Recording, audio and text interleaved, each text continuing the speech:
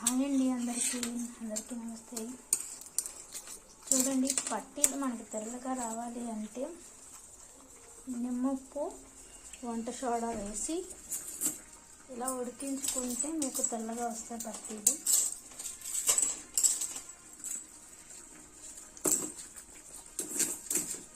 చూడండి ఎంత మురికొచ్చిందో,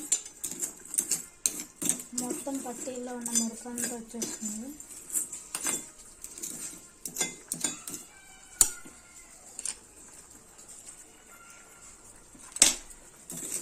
మీరు కూడా ఒకసారి ఇలా ట్రై చేసి చూడండి, తెల్లగా వస్తాయి పట్టీలు.